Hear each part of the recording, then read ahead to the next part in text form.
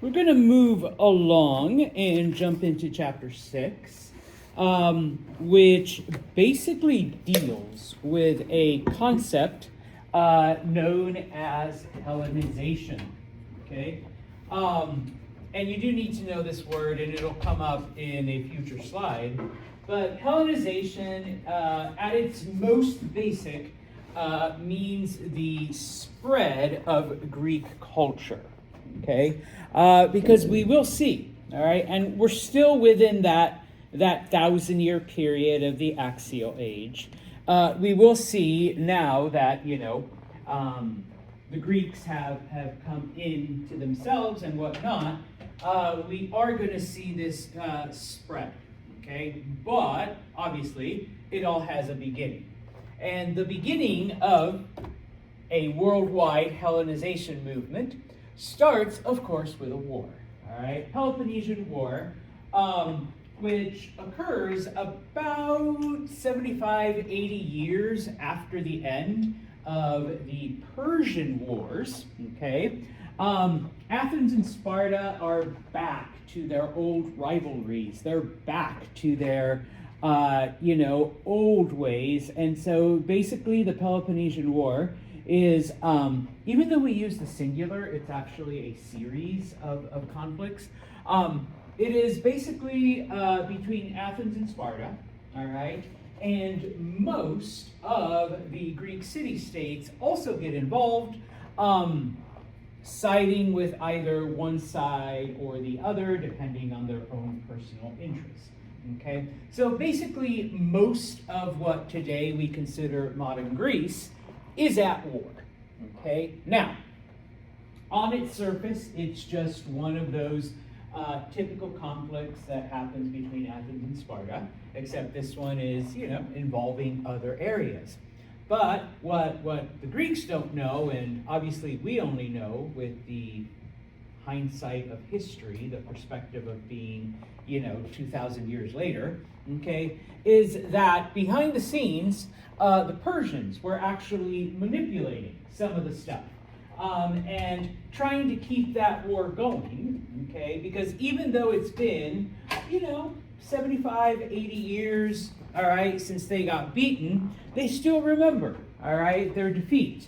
And so they're hoping that by having the Greek city-states fight amongst themselves, they will be weakened, and then that will allow the Persians to come in and not only conquer the Greek colonies in Anatolia, but then also be able to take out the Greek city-states and maybe even, move on into Greece and areas beyond. All right? So, while all of this is happening, we got to focus on a different territory, and that is Macedonia. All right? Macedonia, and it's still called that today, is basically the area just directly north of Greece, but just, south of modern-day Serbia and Bosnia and those areas. Okay? Now, the Macedonians are also Greek. Okay? They speak a dialect of Greek. They, believe in the Greek gods. They, all of that stuff, except that because they live outside of the mainland, and quite literally, Macedonia is nothing but mountains and hills and whatnot. For some reason, the Greeks of the Greek city-states considered them uncultured, unrefined. Okay, they were brutes. They were I put rednecks. Okay, they were the rednecks of the Greeks. Okay, the cousins you only bring out at Thanksgiving, and hope you don't see them again until next year. Okay, type of thing. All right, and so these are then the Greek cousins that live up there. Why are we introducing them? Why is it important? Okay, well. While the Greek city-states are fighting each other, okay, a man named Philip, and in this case, he eventually becomes known to history as Philip II, he is able to bring all of Macedonia under his control. Because similar to the southern Greeks, okay, Macedonia was, split up into different areas, into different city-states, into different regions, each one governing itself. But under Philip, he is able not only to bring them together, but he's able to conquer, some other lands outside of what was traditionally Macedonia. Okay, and so we've reached a point in the Peloponnesian Wars where Athens and Sparta find themselves pretty depleted of men and resources and whatnot. And most of the city-states that have allied themselves with either one side or the other also find themselves, pretty weak.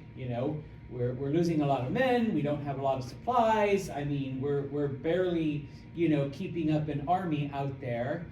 And for whatever reason, peace just wasn't an option.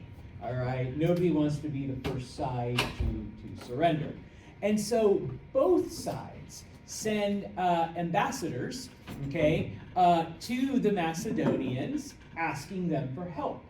Okay, it's like, yeah, we know that we've been, kind of mean to you, and we call you the rednecks, and, we think of you as savages, but, we could really use some of that savagery right now, all right, in helping us, okay? And so, Philip's a smart guy. He realizes, hey, if both sides are coming to me asking for help, this must mean that they're pretty desperate, okay? And so, Philip, tells the Spartans, yes, I'll help you. And he tells the Athenians, yeah, of course, I'll help you. And so he heads south with his army. And of course, he basically starts attacking the Greek city-states. Okay? Now, by the time the Athenians, the Spartans, and, the other groups figure out what Philip's plan is, they try to mount a defense, but by now, number one, they are way too weak from fighting each other, okay, to really be able to focus on, or put up much of a resistance against Philip's armies, number one. Number two, and I'll start with this one, Philip introduces a new concept in warfare during this time, okay, and that is armored cavalry, okay. Up until this point, yes, you do have soldiers on horseback. Okay, most of the time they had been archers, they're firing arrows while riding on the back of horse. Sometimes they, have swords and whatnot. But Philip was like, what if we put armor on these soldiers, and not just the soldiers, but put some kind of armor on the horses, make them, stronger, make them more formidable in battle. Okay, and of course, the Greeks, the Athenians, the Spartans, all of the other ones had never seen this. Okay, so they're not able to mount much of a defense. Okay, the other thing, okay, is that the Macedonians took the original Greek phalanx. Okay, if you recall, that's an invention of the Greeks. You line up all your men, shield on the left, long spear on the right, and you basically just move forward, doing one of these constantly, and you can protect yourself with the shield. Well, Philip improves on this, okay, by, number one, actually making the phalanx smaller, so it's more mobile, because that was one of the weaknesses of the phalanx, is that it was so big and so cumbersome that it could only move forward, and, obviously, you could be attacked on your sides and through the rear, okay, but the armored cavalry helps with that. But he does make them smaller so that they can move a little better. The other thing that he does is that he increases the size of the spear, of the pike. And so in this case, whereas the standard one was 10 feet long, Macedonians carried an 18-foot one, okay? I know, right? So that by the time, it's like, yeah, you're coming at me with your 10-foot pole, but I've got an 18-foot one to keep you even farther back, That's like longer than most cars. Yeah. Okay. So you had to be pretty strong to be a Macedonian soldier. On occasion, you'd lean it on the shoulders of the men in front of you, type of thing. Okay. And so the other thing, okay, is that, and I guess we could, apply it to modern day warfare.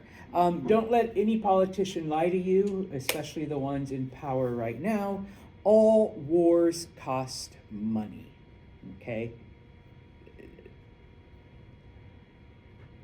Macedonia had gold mines in those mountains. Okay. They basically had, at least for now, a limitless supply of money to be able to finance the war, whereas the Greek city-states, they'd been fighting each other for several years now. Okay, so they had already depleted most of their resources, and now here comes a fresh army, okay, with better weapons, better tactics, fresh soldiers, and oh, by the way, enough money to finance and to buy and to do all of this, that basically the Greeks don't hold out for very long. Athens is the last city to be conquered by Philip. Okay, and so, Philip is now not only in control of Macedonia, the northern part of Greece, but now he is in control of the mainland part of Greece. Unfortunately, Philip does not get to enjoy the status, let's say, of having united Greece for very long, because at his daughter's wedding, not long after the final defeat of Athens, he is assassinated. He's quite literally stabbed in the back at the wedding feast of his daughter. Okay, upon his death, his son Alexander takes over. Okay, and he is the man who will become known to history as Alexander the Great. Okay, he's only 14. All right, but he takes over. All right, as king of Greece and Macedonia. This is probably the most famous painting of him. It's actually in Babylon, in Babylonia. We can assume that's kind of what he looked like, I suppose. Okay, but yeah, it's the one you'll find in most like art history books and in history books, and the image that we use when we want to portray Alexander. Okay, so once Alex, only I can call him Alex. You guys have to say Alexander the Great. Okay, and yes, we have 3 or 4 of you named Alexander, probably named after him. Okay. Alexander, once he takes over, once he solidifies control, he decides to invade Persia. Okay? Historians have asked themselves, obviously it's understandable, Philip wanted to control the Greeks. Philip saw an opportunity to bring the Greek city-states under his control, but the Persians had really, they'd only done a little bit against the Macedonians, Well, number one, Philip had already planned to invade Persia. That was part of his grand scheme to, expand Macedonia and to conquer an empire. And so Alexander was like, well, might as well just keep doing what Dad was doing, okay? Number two, and obviously this we really can't prove because we haven't found concrete evidence, but there is enough in writings that there were rumors that the Persians had in fact orchestrated Philip's death, that they had, recruited some assassins to go in and kill him, because the Persians had found out that Philip's next target was them. Okay, so we kill Philip, and that should bring an end to his ambitions. Because come on, who's going to take over? Some 14-year-old kid? It's no, that's not going to happen. Okay. The other thing, and part of the reason why we think this was it, because there was a little bit of beef between the Persians and the Macedonians. One of the areas that Philip had conquered that was outside of Macedonia was an area known as Thrace. Okay, Thrace had been brought in under the control of Philip, but it was an area that the Persians had always claimed, even if they didn't have a physical presence there. So they do attack Thrace, and they do take parts of it. And, Philip is able to drive them out. And so we believe that because of that, that's why Philip wanted to invade Persia after he conquered the Greeks. That's why Alexander continued, to continue his dad's plan. Maybe they were the ones responsible for dad's death. We already know that the Persians have tried to invade us in the past. Okay? Now, of course, the Persians underestimate Alexander. Okay? Because it turns out this guy's a genius. Okay? It's not as if, it was advertised, but, as history has borne out, okay, he basically was. Despite the fact that the Macedonians had this reputation for being backwards and rednecks and brutes and uneducated, okay,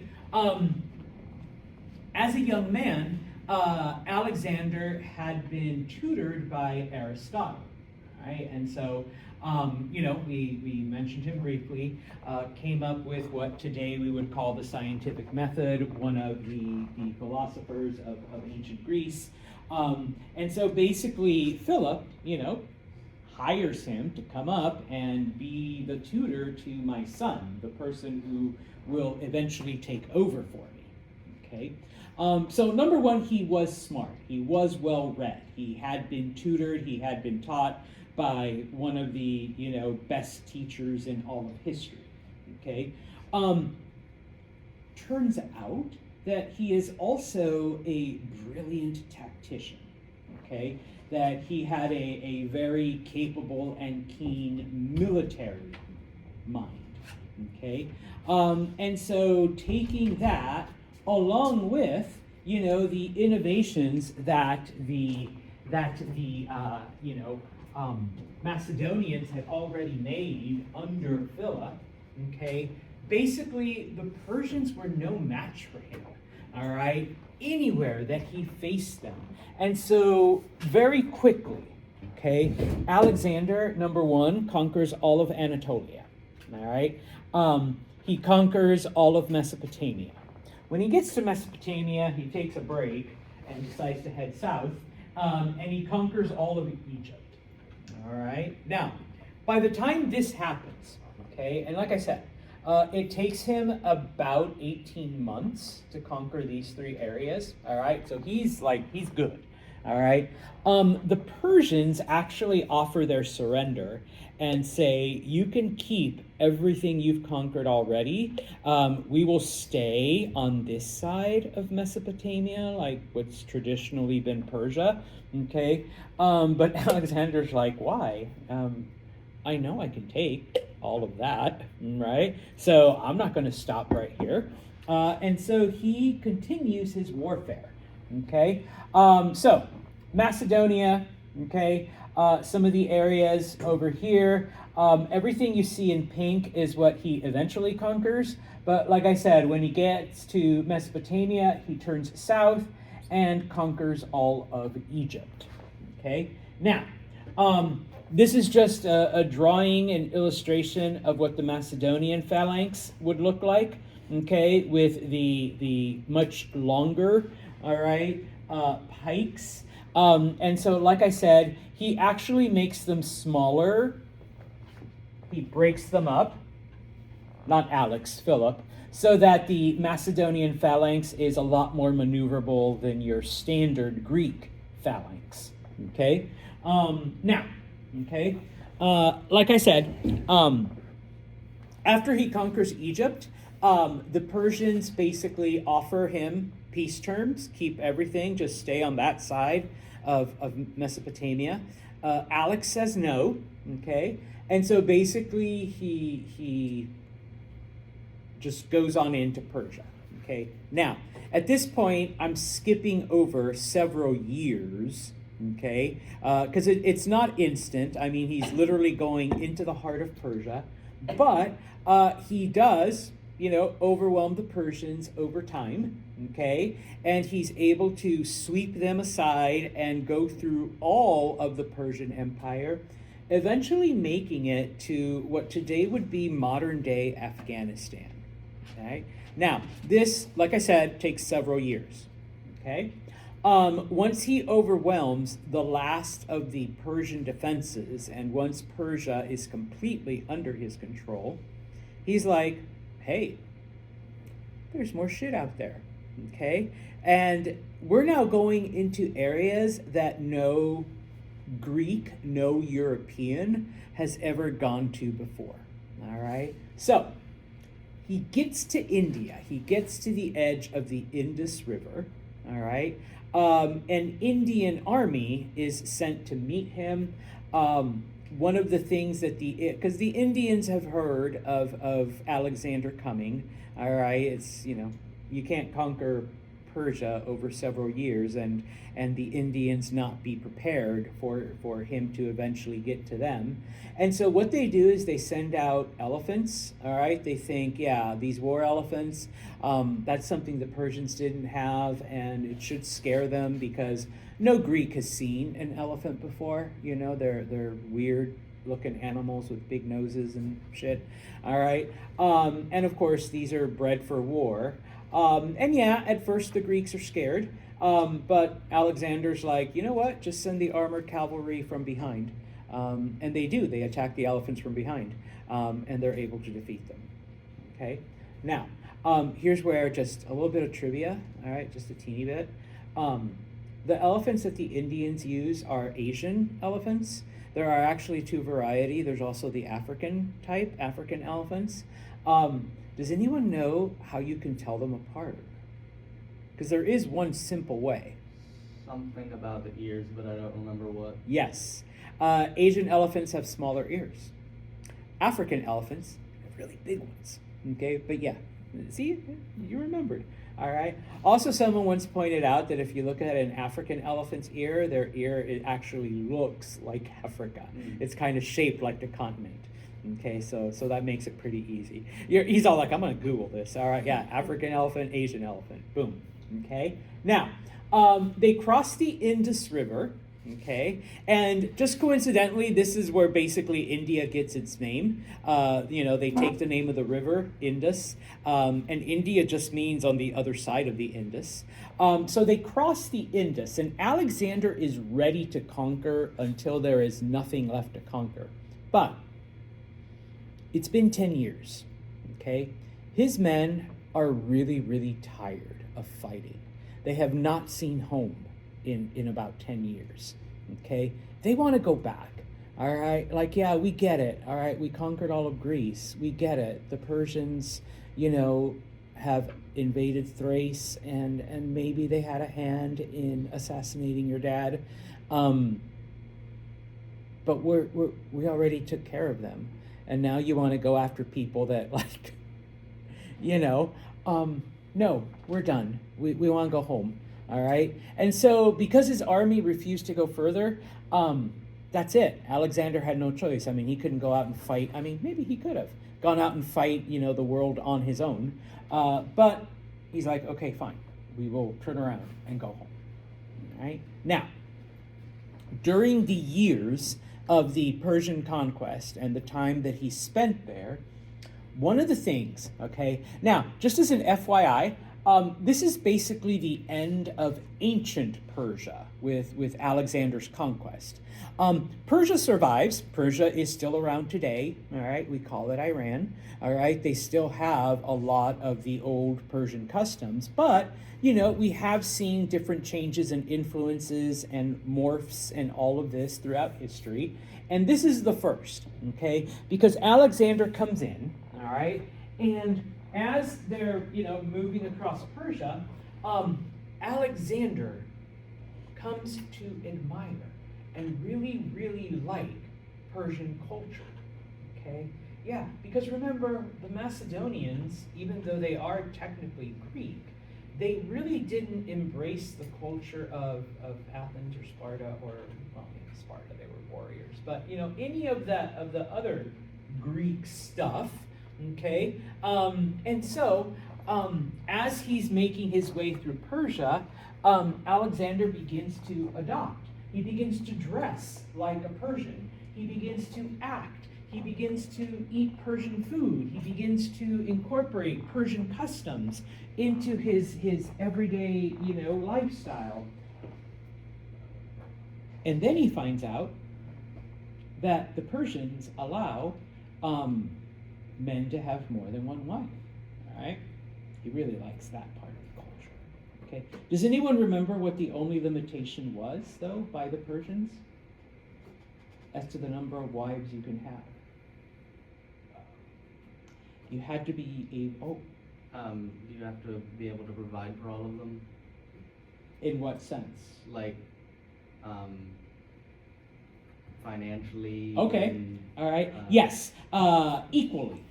Okay. You couldn't have. Sorry, Juan. Wife number one and wife number one here, like gets all the good stuff, but sorry. Wife number two here, like she gets like less. All right. Sorry, dude. Wife number three is basically homeless. All right. So no, you couldn't do that. All right. They all had to be provided equally. Well, he's like freaking Alexander. All right. He's the king of everything. All right. So he can provide for any woman that he wants to marry, any dozen women that he married like a little over 100 Persian women. Okay. Libby's like, wow, sure. Yeah. Okay. Because like he really liked Persian women. Okay. Now,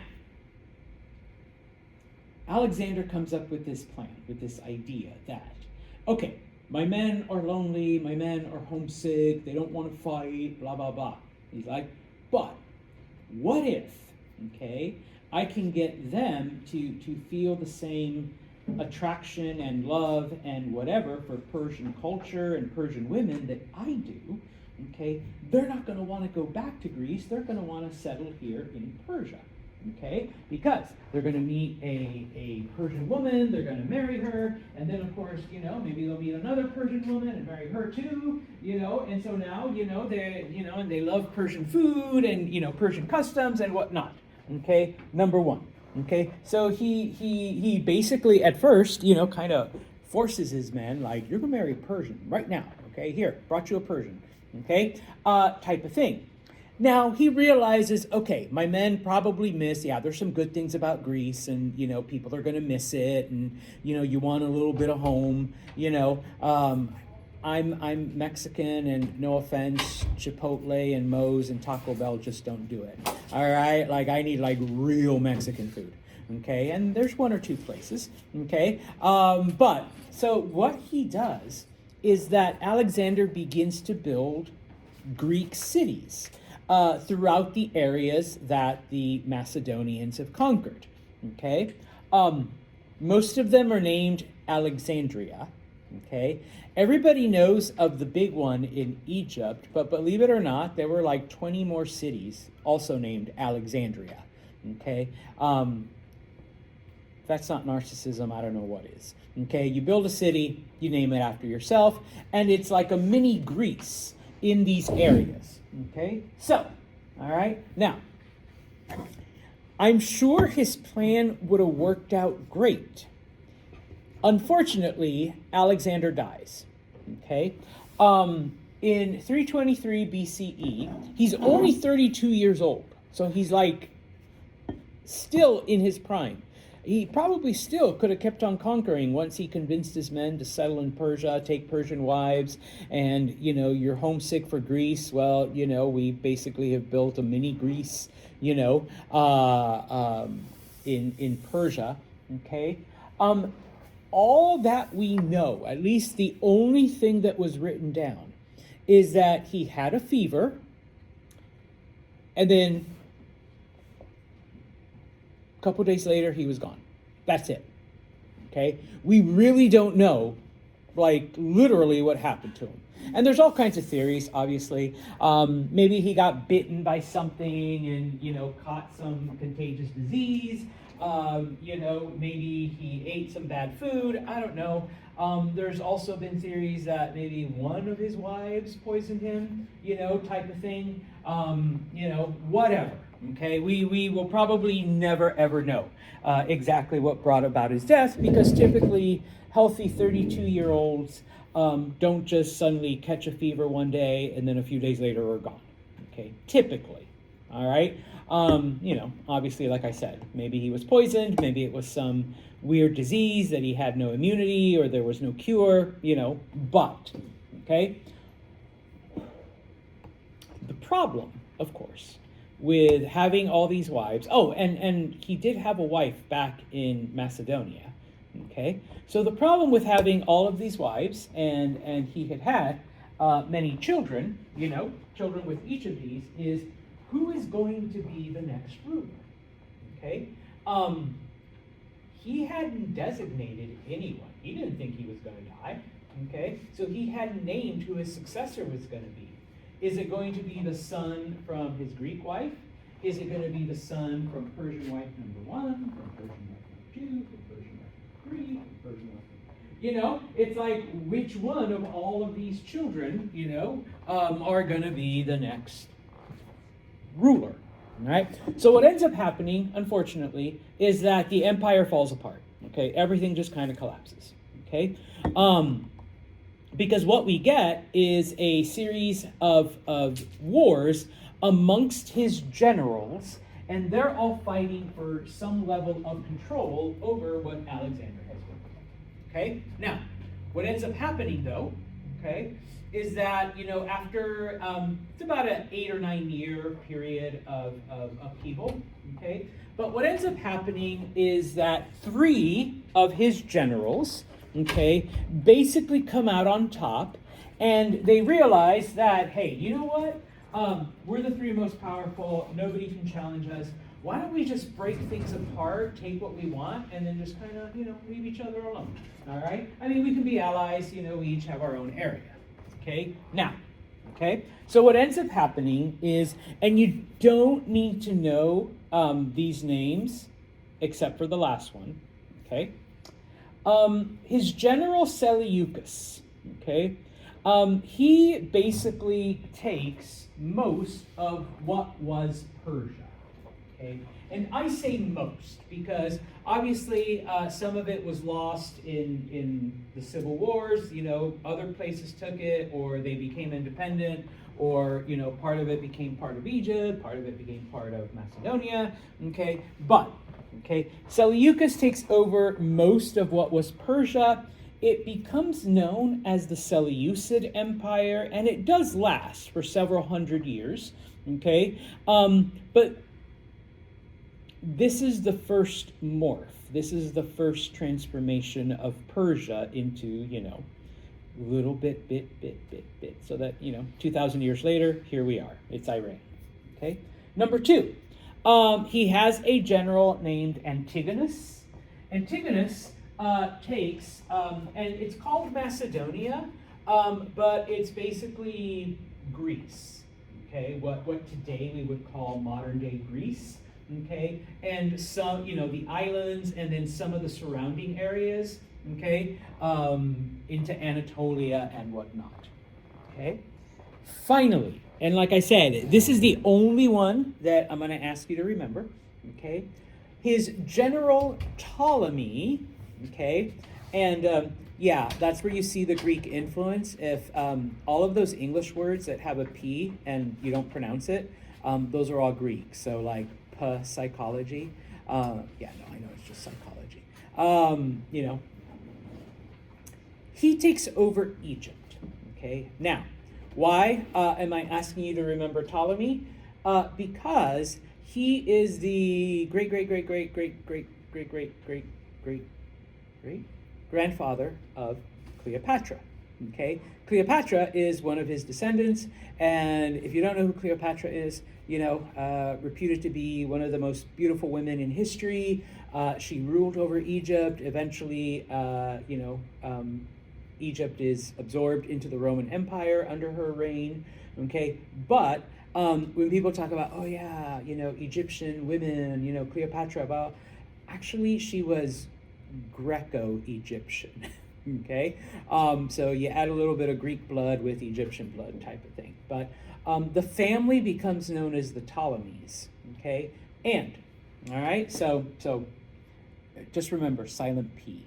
All right, Ptolemy, he becomes the ruler of Egypt. He is the ancestor of Cleopatra. Okay, now the map again, because everything in pink is basically the Seleucid Empire. Everything in blue and I want to say brownish, I don't know. Okay, that is Macedonia. That becomes, Antigonus's kingdom. And then everything in brown, okay, which is right here, that becomes the land of Ptolemy, okay, Ptolemaic Egypt. Okay, so see, it extends beyond Egypt, and this isn't all of Persia. They're unable to control those, but Macedonia controls, along the oceans and things like that. Okay, so those are the three things. Now, okay,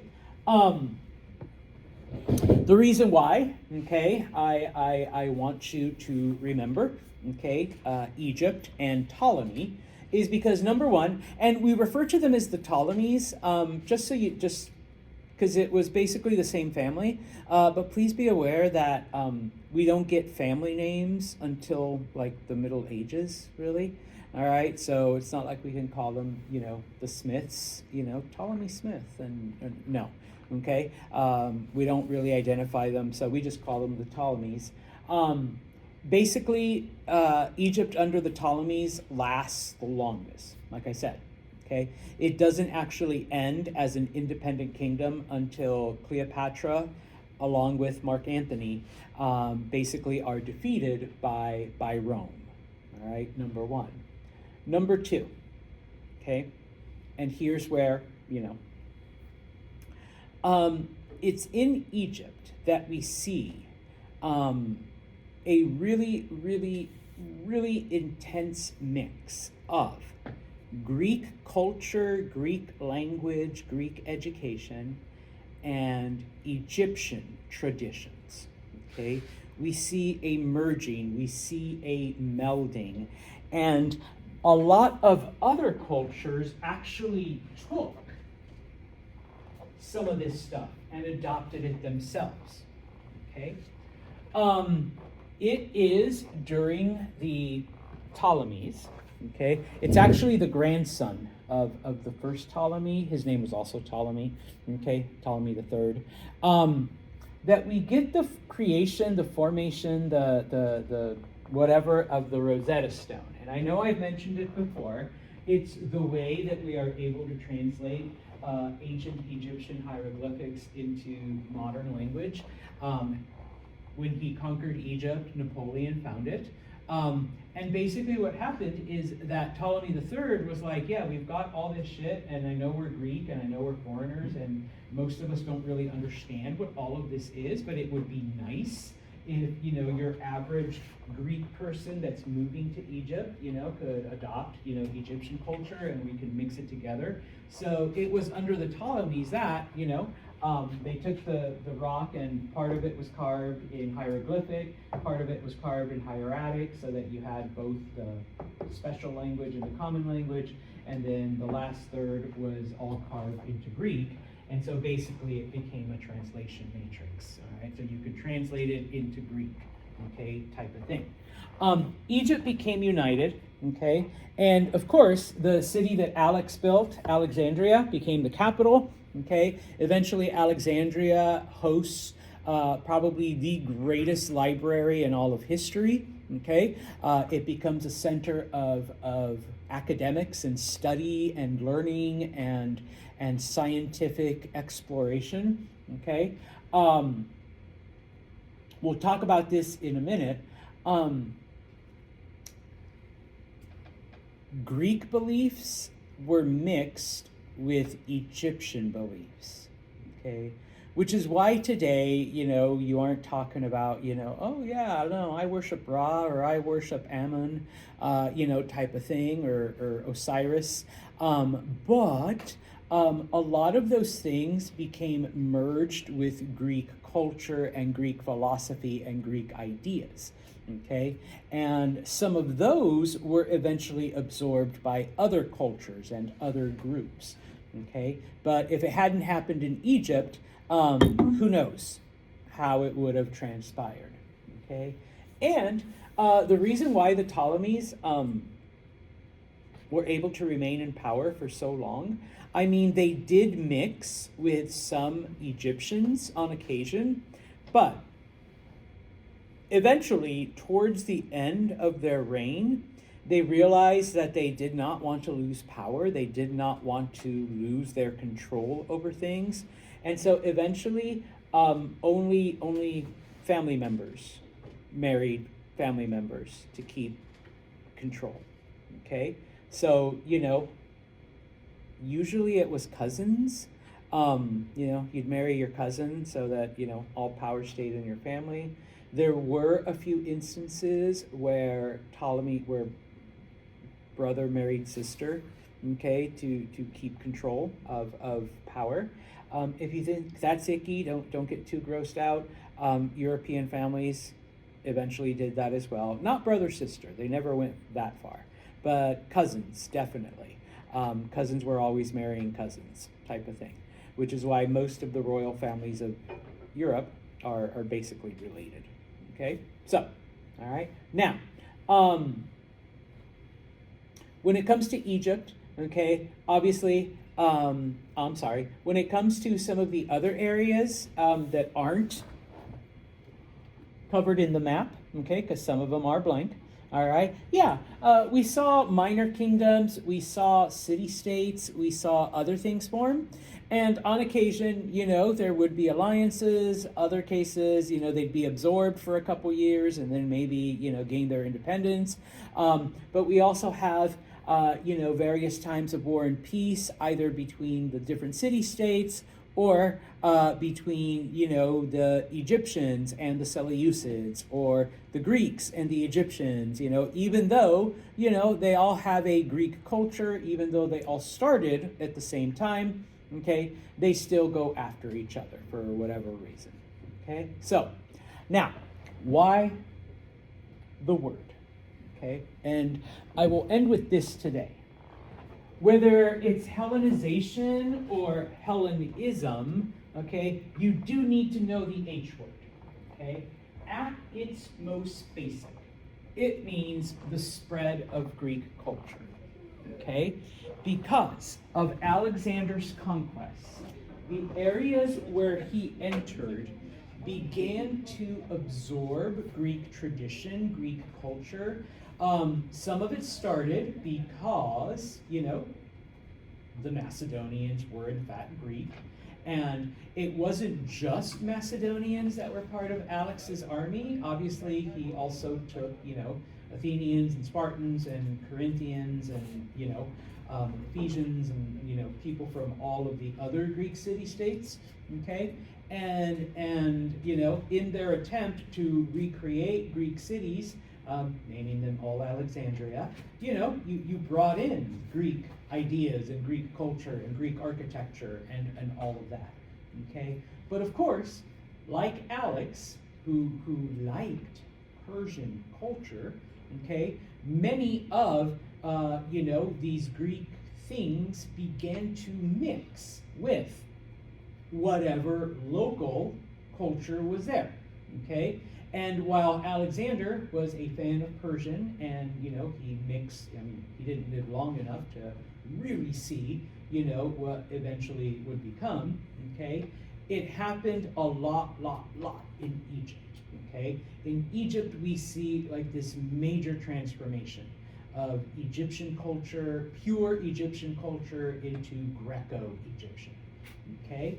And so, okay, history, science, philosophy, art, sculpture, literature, theater, all of the things that we think of when we think of ancient Greece, it all came into these areas.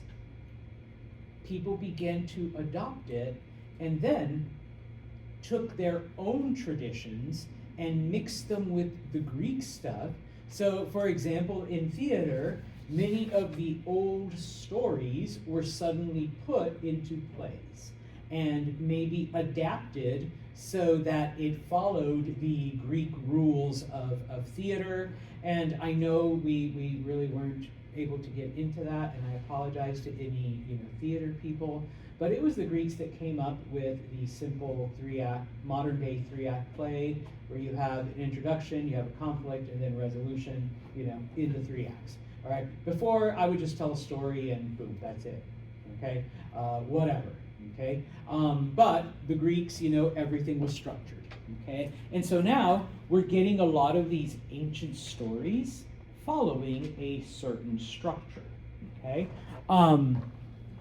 We get many of these areas adopting Greek science and making all of these discoveries.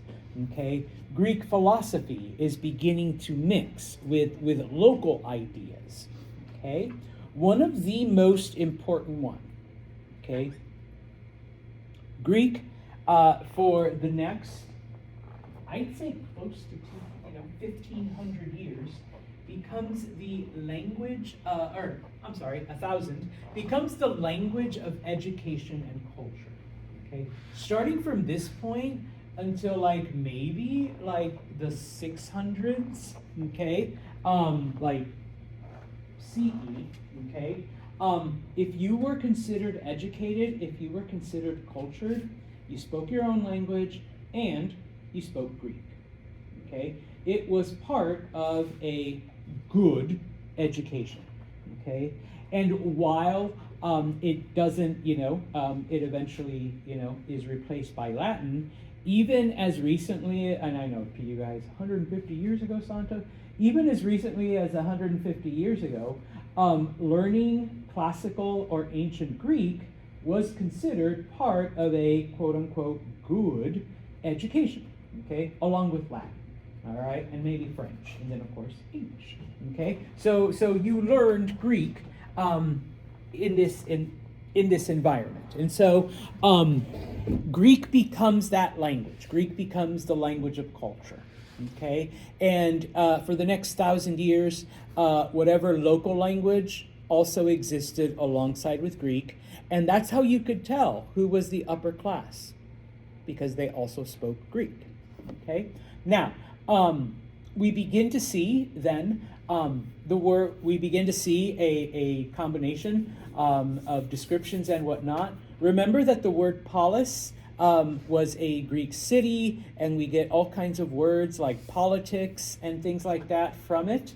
The word cosmopolitan comes from the Greek word cosmos, which means the universe, and then polis, which means city. So we begin to see that Greek areas become very, very cosmopolitan. And so we see the Hellenization, all right, of society even more, because in comes a foreigner, in comes a stranger, they visit our city, they learn not just Greek culture, but Egyptian culture, and of course they learn the mix that we're going to create, and then they take it back to wherever they're from, and it's like, hey, check out what the Egyptians did. They took their tradition, they mixed it with Greek, and now we can take our tradition, or hell, just do what the Egyptians did, just take the Egyptian shit, all right? And a lot of places actually did. They just took this new Greco-Egyptian thing and absorbed it as their own, okay? I already mentioned this, but probably one of the areas where we see that the most, okay, is in Greek theater, in Greek drama, where many of the ancient stories become structured so that they're able to be told according to the Greek narrative, according to the Greek style. Okay, and so many of the things that we look at, and no offense if you're like Jewish or Christian, many of the things that we read in like the Old Testament, we kind of have to take with a grain of salt, because that was filtered, and I'll talk about that on Friday. That's been filtered through this, where many of those ancient Hebrew stories were then kind of adapted into a Greek style. Okay? And of course, when you do something like that, you either have to add or remove certain things so that it all fits neatly in this introduction, conflict, resolution, okay, type of narrative. All right? But yes. Oh, and of course, that Moses dude, he's boring. All right? Why don't we give him a little bit more flair? Okay? Frogs? Yeah. Crickets? Yeah. I mean, it's better than just threatening the Pharaoh. Okay? So let's throw out some of those other things. Okay? Ooh, you know what? Let's kill the firstborn child of every Egyptian. All right? That's just boom, attention grabber. Now that's a conflict, right? Okay? Wait to the third act to resolve it. Okay? Type of thing. All right? Just a picture. This is actually a theater that they discovered in Egypt. And at first, archaeologists are like, why is there a Greek theater in Egypt? Okay? Surprisingly, they're going to find them all over. Some places as remote as northern Afghanistan. And they're like, why is there a Greek theater in northern Afghanistan? Okay, well, good old Alex. All right? Not you or you or you. Okay, but Alexander the Great. Okay?